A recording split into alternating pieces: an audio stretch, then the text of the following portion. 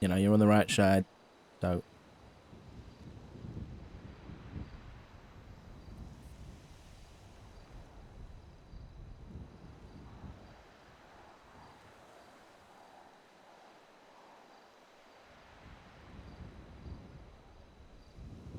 Yeah, I'm very thankful that I've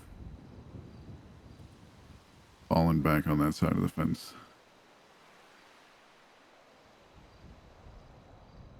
yeah, nothing good comes to the people who go on the other side. That Not in the end. oh, thank you for this. Uh, thanks for being passing on the message. Mm-hmm. Is there anything else? Not right now. Okay. Well, guess I'll take a walk down the pier. See if he wants to chat.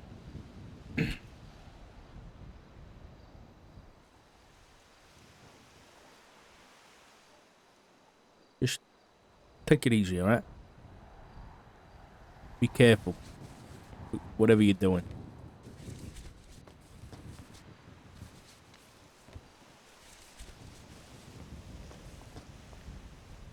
Thanks, Barrett. Mm-hmm.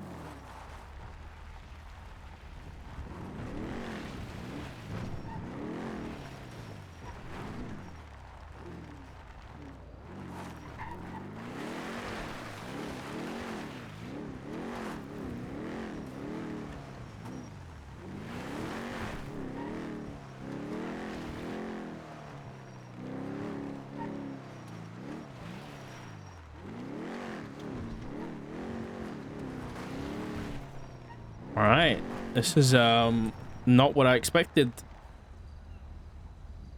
Crox Watch. Crox Watch. Crow. Dossie.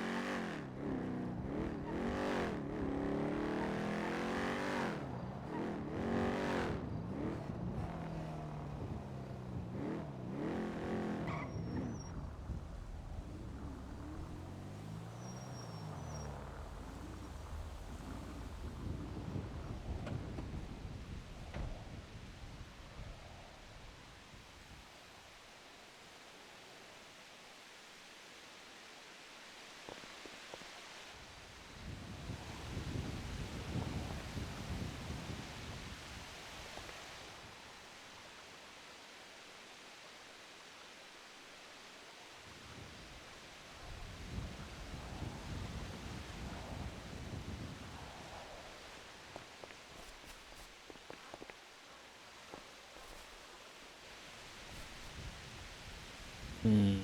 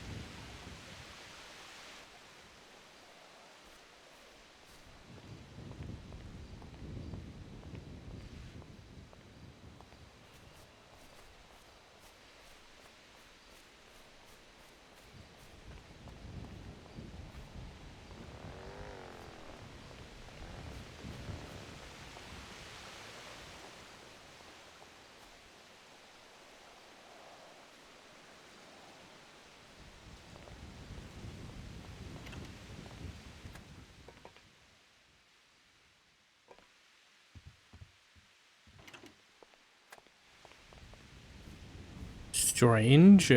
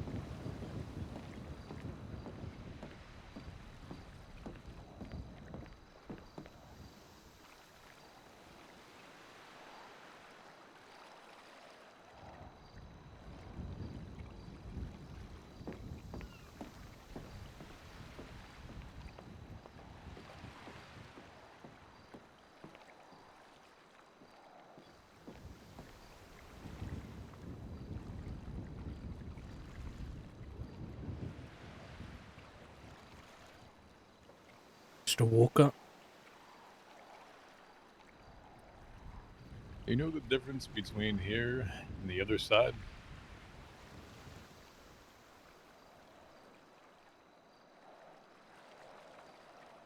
This one, I It's the think we both sound. heard.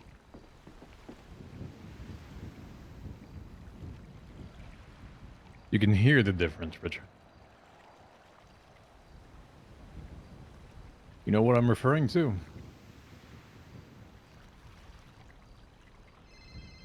Yeah, I think I do actually.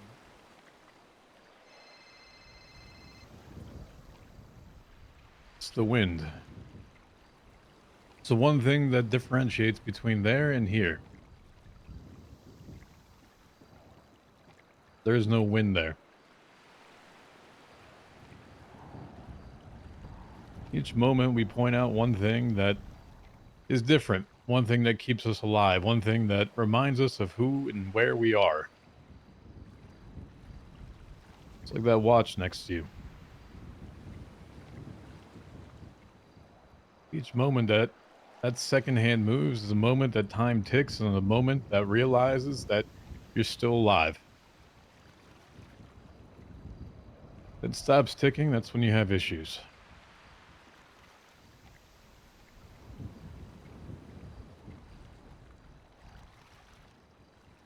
There's other watches, ones that tick slower. representing something that's missing, ones that tick backwards, something that you wish to be undone.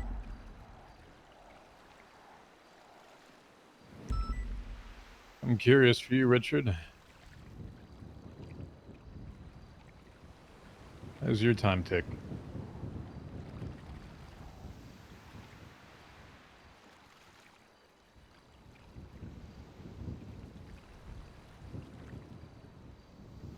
I feel like it ticks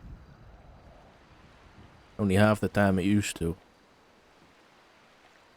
I think for every second it ticks here, another ticks there. You feel like you're missing part of yourself? I know I am. Why is that?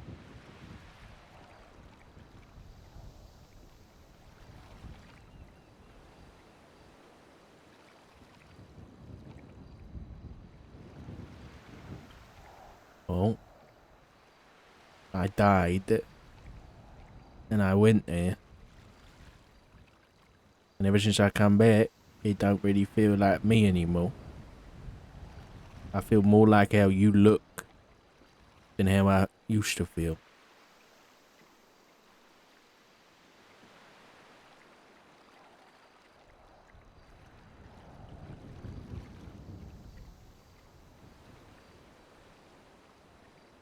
Hmm. How I look, Richard, is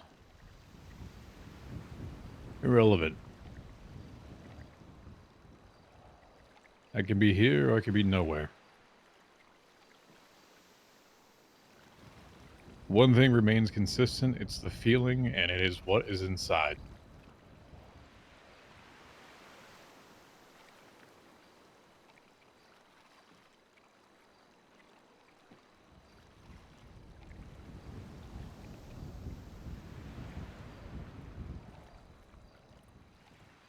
A lot of time has passed since you and I last saw each other and spoke. You remember what that was?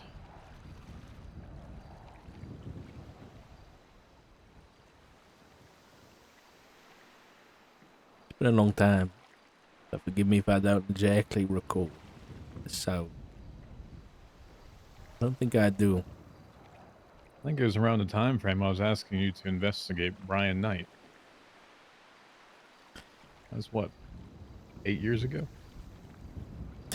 That, if I was gonna have made a guess, then that would have been what I would have guessed, so that sounds about right. I think before that was last time we met in person, maybe the grapeseed room while I was running out. Yeah. Yeah, that sounds about right. You don't know the full story of that? Or do you already know it? But I got a pretty good idea. Best wanted to meet with me, brought Brian, said nothing would happen. I would not be arrested. I went solo. Apparently the rest of BBMC followed me up there, saw you, and took advantage of it. I didn't ask them to be there.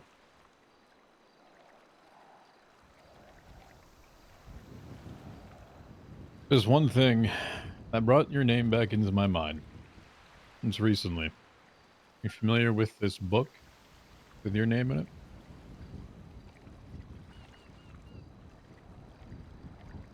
Yeah. Yeah, I'm familiar.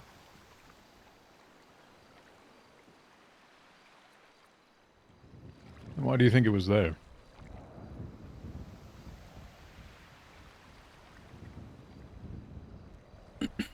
I think Edgar wanted me to be the one to bring him back.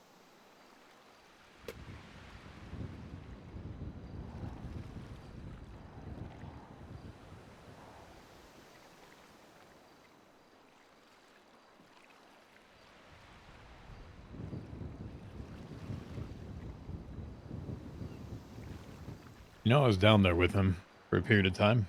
And I asked him about your name. But you and Barrick there, out of the two individuals that could have been on that, that was the further from the two that I could imagine. It wasn't someone that was close to him. It wasn't someone that was one of his best friends. It wasn't someone that even had any interest to my knowledge of his well-being. It's two officers, or at that time, a judge or whatever, or marshal, whatever Barrick was. I asked him about it. His response was that the two of you had wanted him so badly that they would go through the ends of the world to try to find him. If there's one person that would bring him back, it would be one of the two of you. And one of the two of you would be so resolute to find him. And I think there was a thing of friendship when he said that. I think it was a thing of resolve.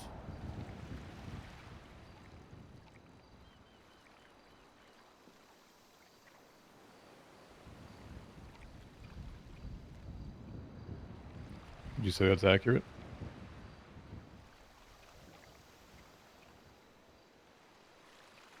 I never really gave much thought to why he'd put my name on there.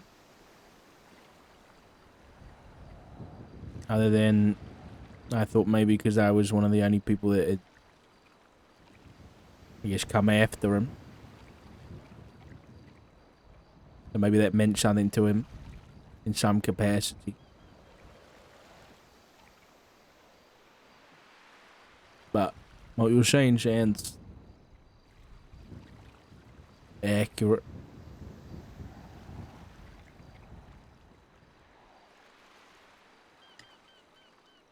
Have you spoken to him? Yeah, I've spoken to him a few times.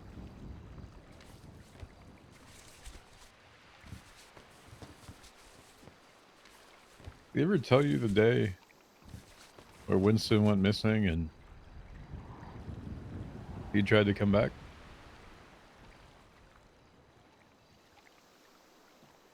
Who went missing? Sorry. Winston Walker. Yeah. No, he didn't mention. He didn't mention that. He doesn't seem to remember his time in the between. Call me a skeptic, but someone that asks for feathers remembers his time. And he's playing us. And someone with as a complicated history as he and I have, you don't forget that.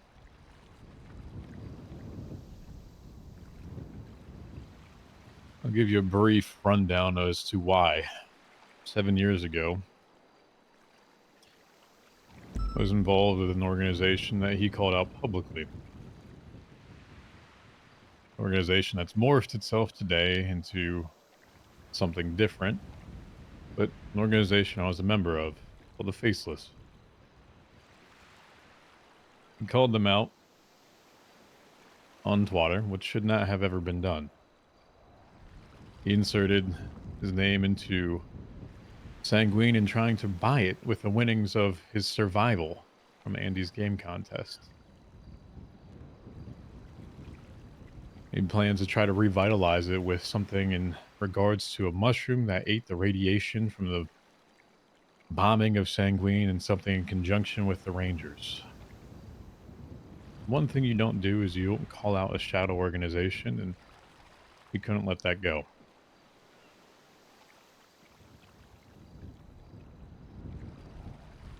We scooped him up, took him to the aircraft hangar, and shot him there. Looking at the island that he so wished to possess. After, he made a recovery and made it his mission to go after me at some point. I had done what was needed, and he knew what happened, and let him make his move. Once again, that's not something you forget the history of, Richard.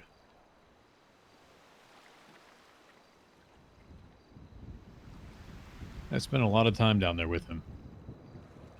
The first day I was down there with him was the first time to get the book, that one that had your name in there. The second time, unfortunately, I was sent there myself, mid-conversation, speaking with Pestilence and Alice Omen. I can tell you I didn't even get to finish my sentence, and I was immediately locked up into a cage where I spent upwards of, I guess what would feel like here, of 30 days. Down there felt like an eternity.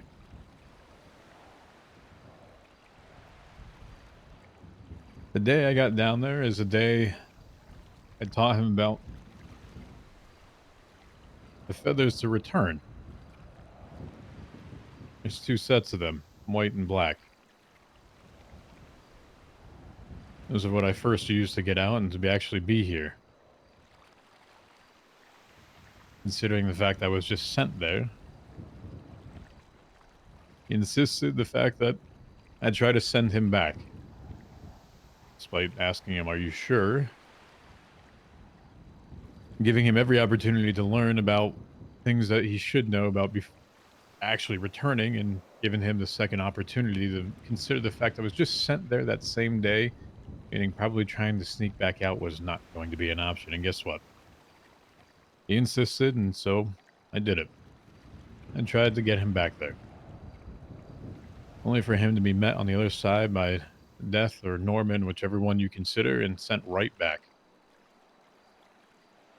Pretty hysterical considering what happened. But unfortunate.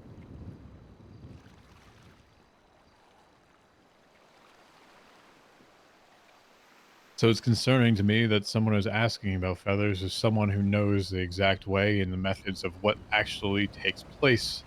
The fact that he has met that on the other end of it once before. He knows what happens. Sad state to assume that he's fooling anybody by acting any way differently.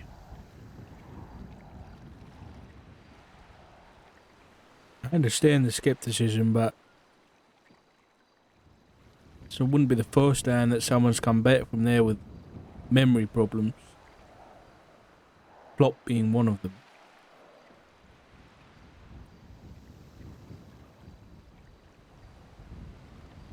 If I recall correctly, Flop had workings with the other one, the doctor.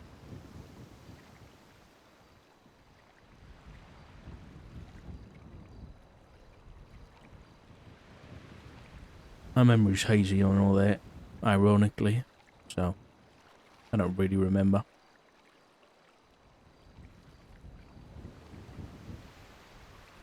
Have you spoken with the doctor? I have several times. You know his mantra? The sickness that he deals with? What about it? The physical sickness, sickness of the mind, sickness of the soul. Not just one. Not one that you see everyone here coughing. You see he tried to actually infect the sickness of his soul to me is or to lose of everything that I am, the memory of who I am, the memory of what I am, the things that surround me. The mind is to drive you crazy, to forget who you are. It's not just one that he specializes in. It's not one that he tries to inflict. Anything on the living side, anything with a torture or the torment or suffering, that is what he specializes in. Where, as you can imagine, on Norman's side, it's the death. Death of family members. Physical death. Actual death that leads you to where we've been. Death of friendships. Families. They differ themselves. Yeah, I'm aware.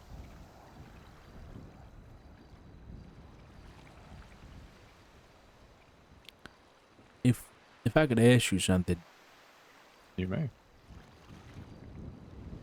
why were you sent there? You'd already managed to get your way out. Who and why did you get sent back?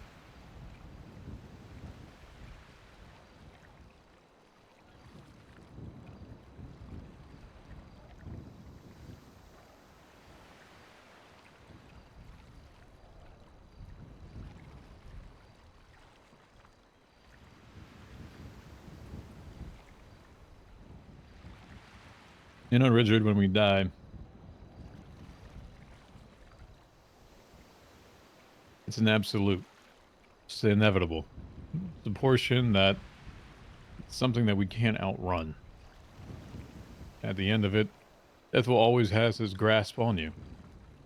Whether that be a hand or a shackle, there's something always that binds you to it once it's happened. Somehow, some way in that conversation with the doctor, he managed to pull on that chain that was around me and send me there. No explanation, no meaning. The best pressured, as you and I have both been police, is the thought of sending someone to prison without reading them their charges. One moment I was in conversation, the next moment I was in a jail.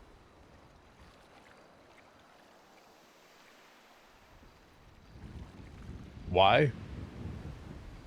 I don't know. I haven't spoken to him. Not since. But you will. Did you piss him off or something? No, I've pissed them both off. That's my specialty. Yeah, I think it might be mine too. Ask the questions that they don't want me to ask. The ones that are in between everything that they try to tell you. The story that they try to weave and the ones that they want you to know. There's always something behind it that they don't want you to question. That's where I seem to get in trouble the most. Asking those questions. When he says that he's not human, I point out the fact that he's dealing with human characteristics of himself, making deals for individuals when he says he doesn't do deals. Asking individuals to torture people in exchange for keeping his family members sick or safe from the sickness. Is that not just putting a carrot in front of someone's face and asking them to do something in order for them to get something as a return? How is that any different from what Norman would deal with? You point that out, he doesn't like it. When you say it's very human of him, he gets angry.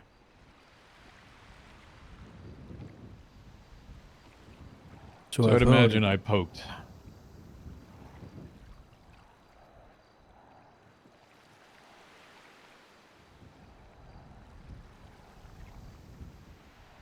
Okay. And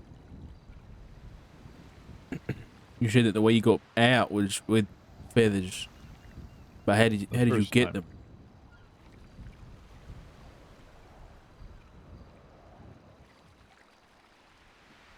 There's 5 here to go. 5 to return. 5 sets. 5 white, 5 black. Saying that if somebody here on the outside had 5 white, all that would do was get them in. You wouldn't get someone out.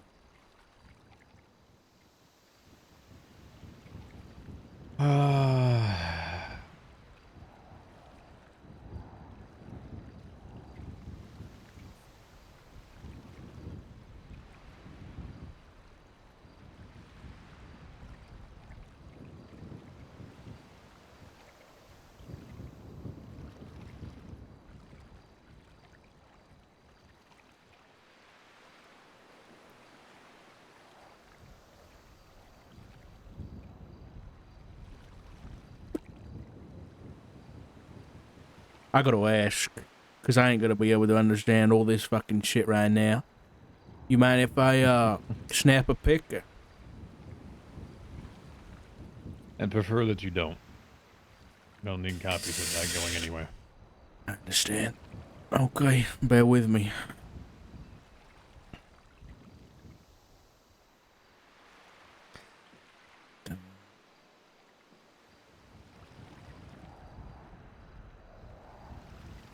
Mon itum sequiri. Death makes all things equal. Crossing into purgatory is not a task to take lightly. There's a realm between life and death, a place where the balance must be respected. The process is not without risk, and the consequences of failure are dire. Those who attempt this journey must understand the weight of their actions and the responsibility they bear. The feathers of hope and noxy, symbols of life and death that bridge that gap. Hmm.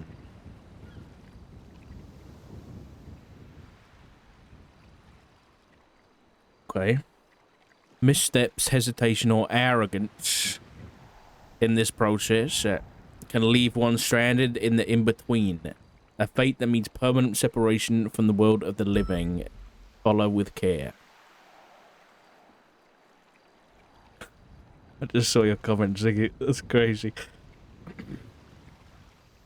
Plumerum Spear. Fuck does that? The journey begins with 5 feathers of hope. The light that bridges despair. These are not ordinary feathers, but the plume spay. Gifts from the bird of promise. Among them lies one soaked in blood. The plume sacrifice.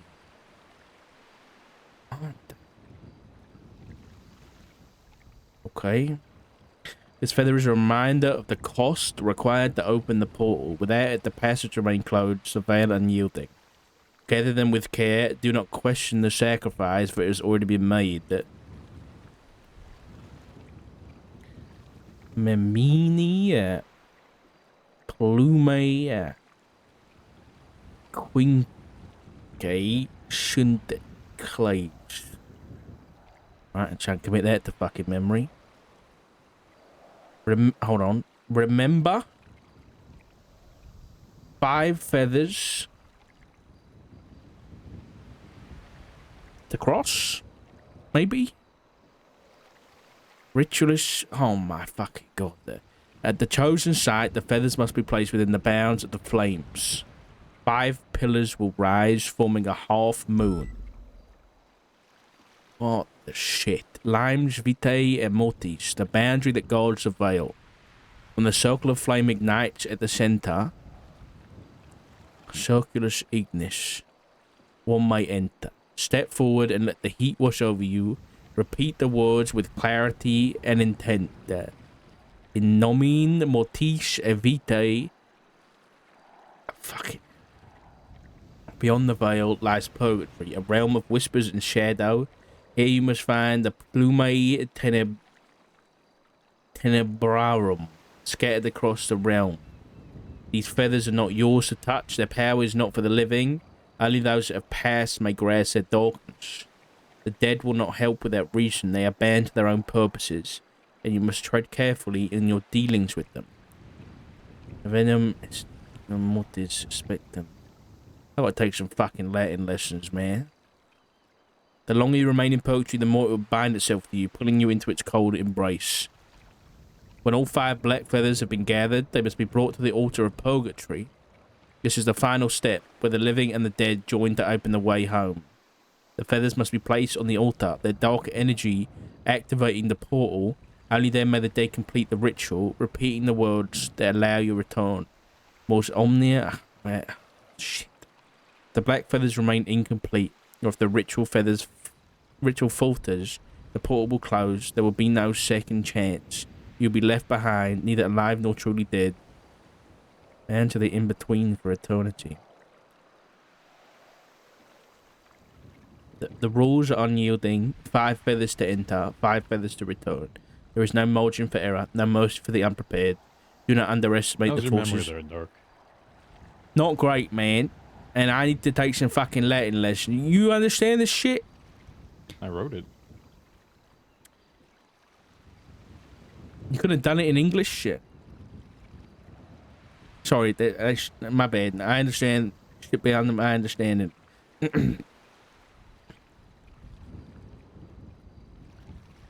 Disrespecting will consume me. Go now, As but much trick as I don't want you taking photos of it, I would hope that you'd actually have a photographic memory, but if your memory sucks, then that's not my own prerogative. You hoped I would have a photographic memory. What if your You are a ghostly detective. powers... And maybe if it's in fucking English, man. You know, some people have the ability to just look at a page and internalize it. You know what? If you can gift me that power from beyond the grave, then I will be very grateful. I'm not some... anyone that can do that. Sorry, bud.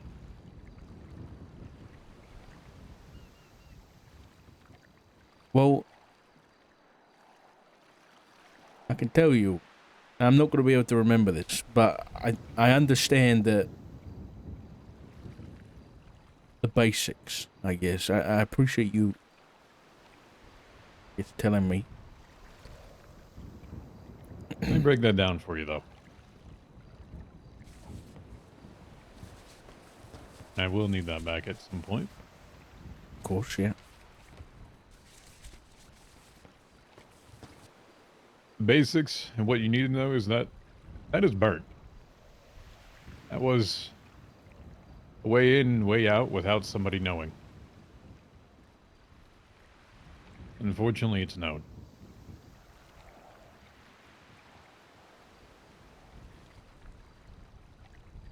And the one that tested and proved that theory was Edgar himself. Once again. Concerning as to why he's asking for feathers, and he knows that's burnt.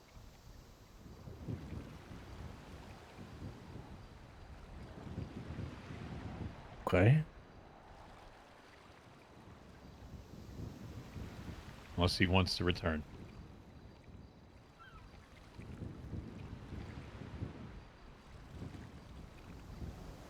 I can tell you that Edgar plans on getting Mr. White back.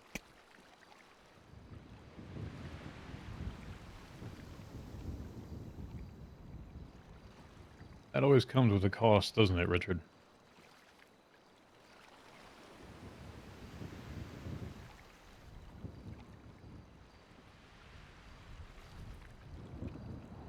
Weren't you the organizer of the Bone Convention years ago? Yeah. Yeah, I was. Whether or not that was a mistake, I don't know.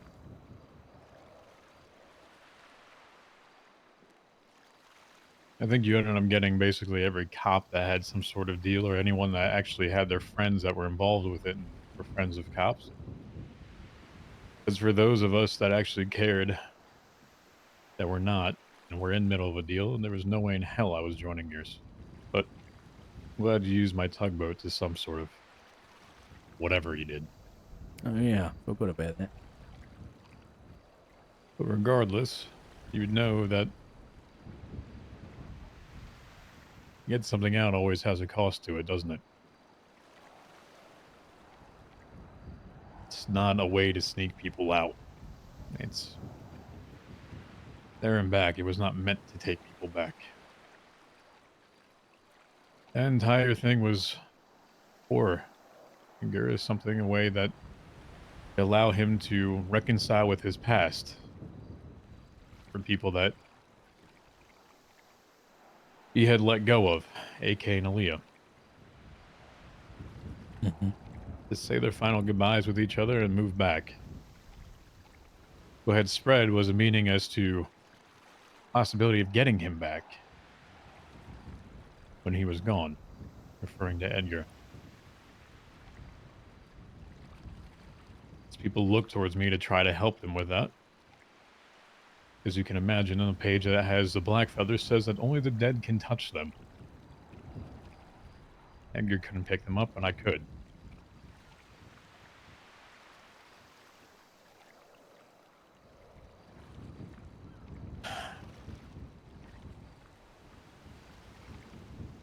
I have no say in who can walk back through that. You know that will always be Norman. You know that will always be Death.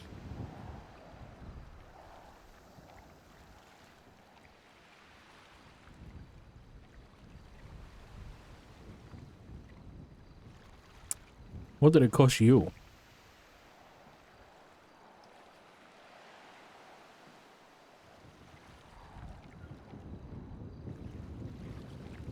The first time?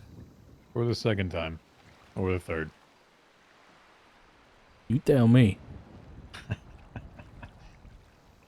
The first time, I wasn't quite ready to be there. That was when I was shot as a cop and then joined BBMC. Reference to Grapeseed when you saw me there. Mm-hmm. It was about a month prior. The second time was a city council shooting. I spent months there. I was shown the way out, actually, by the two birds. Hope and Noxie. as a way to get back to someone that needed it.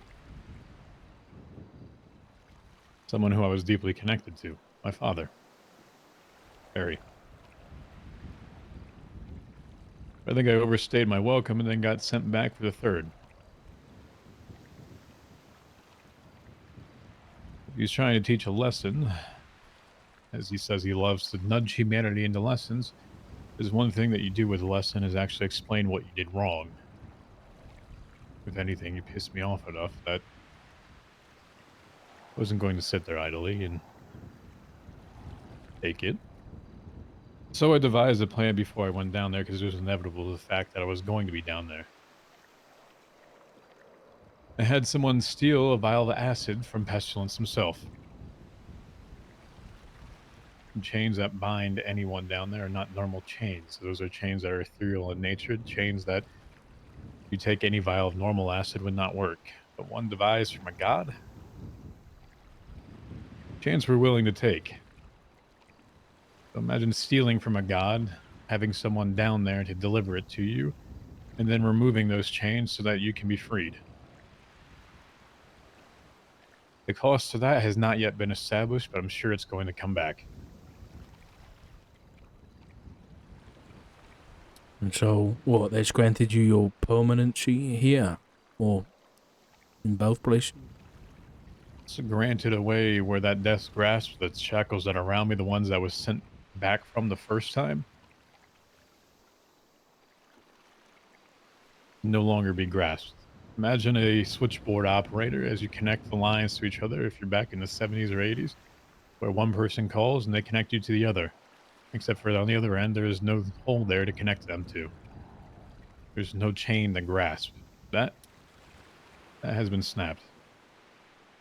I think I understand that. But what I don't understand is you're here, but you're dead. That's pretty clear. And that I am. Yet Edgar is back and he's seemingly quite alive.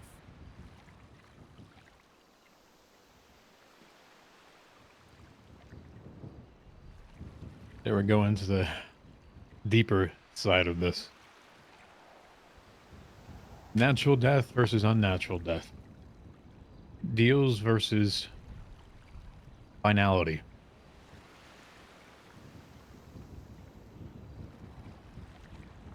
Okay. I don't really think you need to say much more on that. I get it. And that probably explains how I'm here too. But still, I was pulled out of there by the doctor. How was Edgar pulled out of there? He was let go by death in exchange for Freg. Shit. Fred had made a deal and did not fulfill the entirety of it. Something I was kind of confused on for a period of time because, Richard, as you're aware, I did have a deal then, and mine was Sam Bass.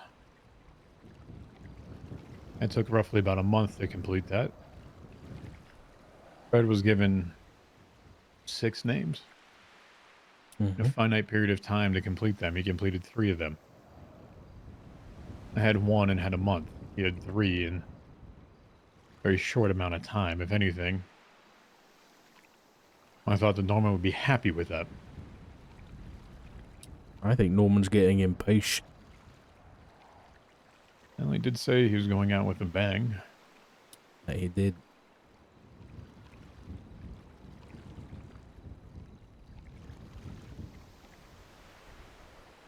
And who in their right mind stole acid from Pestilence for you?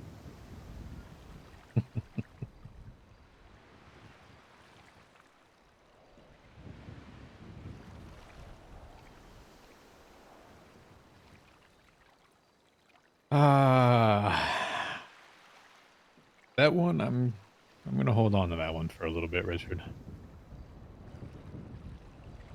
But it's pretty known, but someone that I've been working with and someone that Hope has entrusted a fair amount.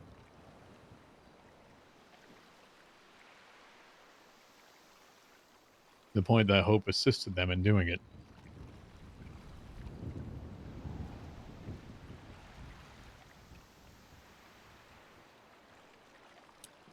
Curious, you are aware that the bird's named one with the white feathers is named Hope, right? Yeah. Yeah. Fair enough. Okay.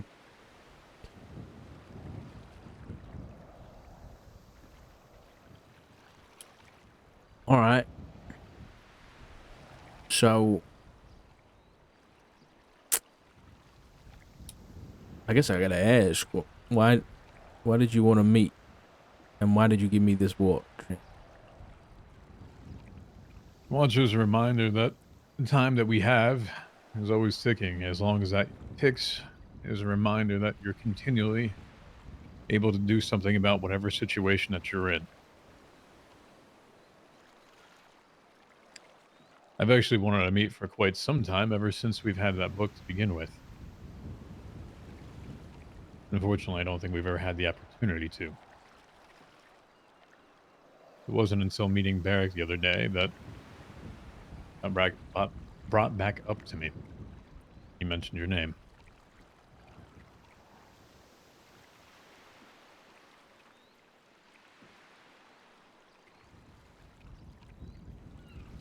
Pointed in your direction and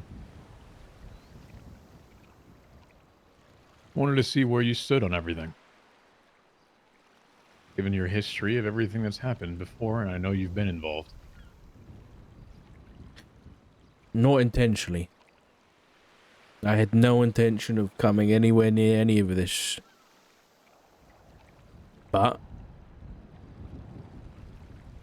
it started with looking into that organization you say you were a part of. And then somehow things spiraled into,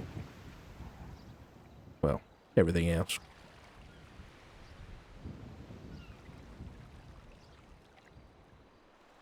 Started with the faceless and ends here, huh? Yeah, imagine my surprise.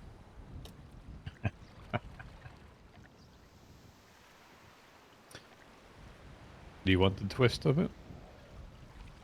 Oh yeah, throw in another one. What harm could it do? The day that Edgar was sent, the day that Sonia went back and forth between the balance of life and death, and the day Matthew Colby was sent back to prison. Mm-hmm. That day, I visited Edgar in Purgatory.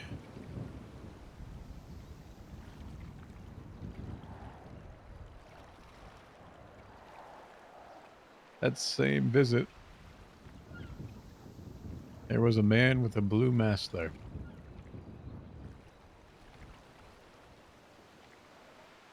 Excuse me? Before you spiral further, it has been brought to many, many, many different topics and brought back to me. The moment I spread that is the moment everyone assumed that he was one of them. And I will never, ever, ever confirm that. If you can go and come back, as others have, I was alive the first time. All it takes is someone to bring you there. Usually Norman, or normally death itself. That's his domain. Yeah. The first time I encountered the man with the blue mask was there.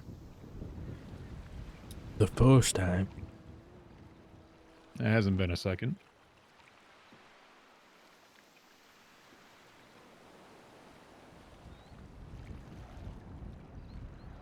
I don't think that Mr. Blue, as he's been named, is one of the four. And I've got my reasons for that. But what you're saying is right, and they can be brought there. That brings me to question why and how and who. If it was you, which it wasn't, right? Me? Yeah. Or brought him there? It wasn't you that brought him there, No. and you don't have the ability to do that? Only with those feathers there. Right.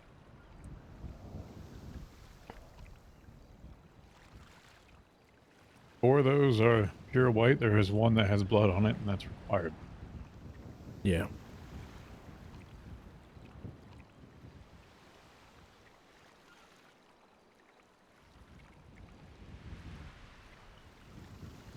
Okay.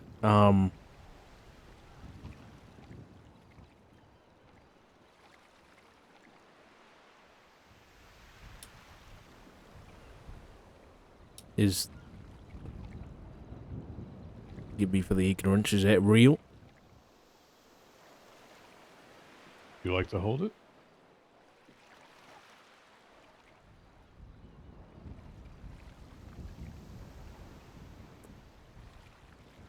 I trust you, I think. Oh.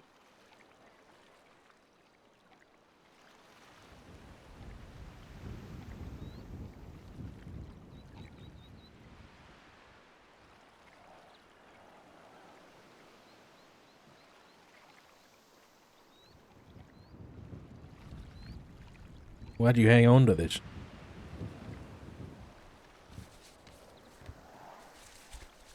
There's a sentence in that book that if you read and try to commit to memory, it is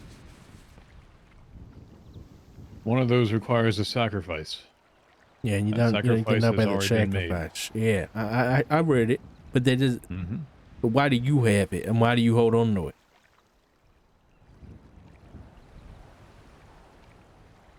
That sacrifice is in many different forms, Richard. Edgar made one the first time. That's why he had one. He was stabbed. Something that represented the blood on the feather the first time. I haven't known any other ones, but each one of those represents a connection of who I've had to this human world.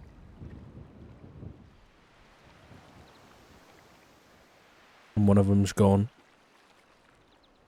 One of them I no longer remember. Their name is only coming back to me. The memories of them are gone. Someone that I was closest to. Imagine you giving up everything of Matt Rhodes. No longer knowing who he is. No longer recognizing him. No longer having feelings of him.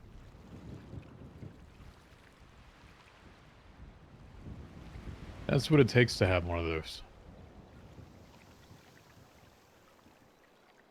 It's also why I keep on to it. I could ask.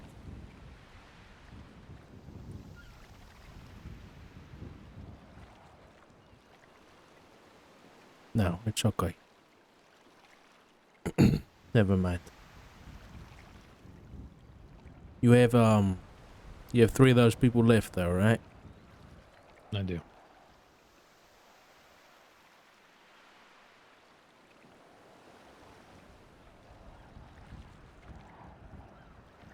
It's good.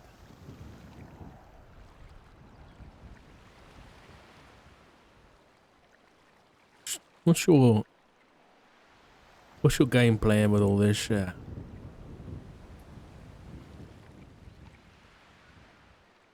At this point anymore, I don't know. Truthfully. I had a thought. I had many different thoughts. Right now, it's protecting the people around me.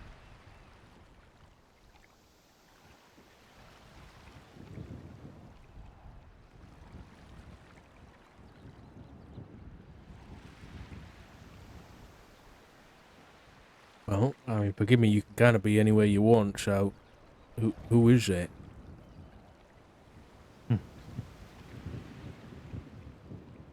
Those I consider my family.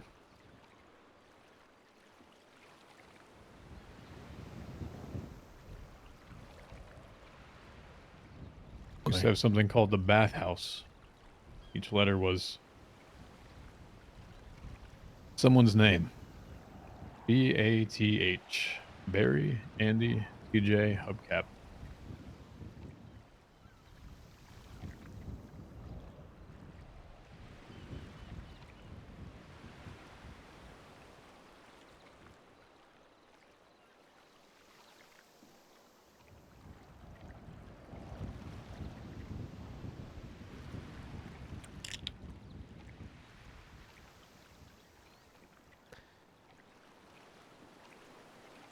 How is Andy?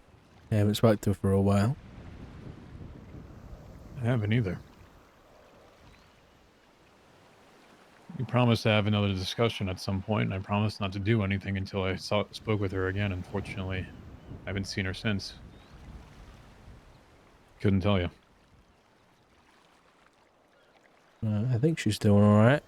She's got that survivor going. Oh, good things. The less I need to bother her with this stuff, probably the better. I can tell if there's one person that wants nothing to do with anything of this anymore in her life, it is her, and I will respectfully try to keep her as far away from it as possible. If that means I need to not be around her, I will.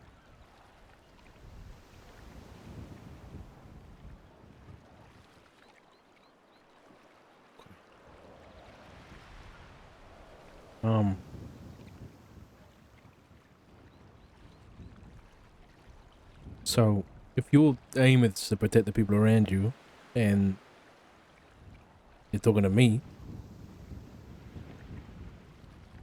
does that mean you're concerned for, how do I say,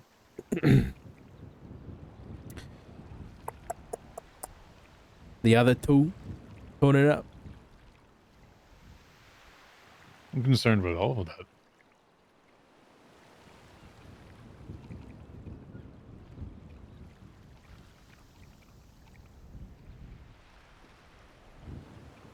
Absolutely. I think it would be unnatural for someone not to be concerned. Yeah. Yeah, well, when there's people helping them kind of get to that point, it kind of makes you question things. You know, Richard, it's very easy to side with them. It's the attractive option. Everyone wants that. Everyone thinks, let me just get into their good graces and be the person that helps them, because guess what? I'll happily be used by them. I'll happily be a tool by them. I'll happily maybe get their protection from it. And guess what? I get to control some of the things that I get to control instead of having those enacted on me. I can tell you, it has not been easy in any means possible to actually try to have any concern on the other side. It is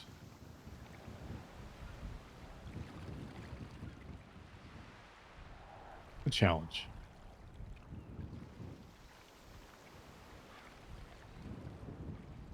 In forms I can't even comprehend to you.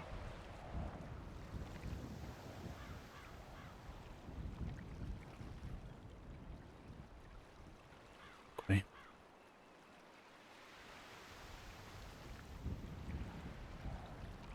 We live in a place that's so easy to be bad, or so easy to want to murder someone, or so easy to do things and have a minimal consequence to it.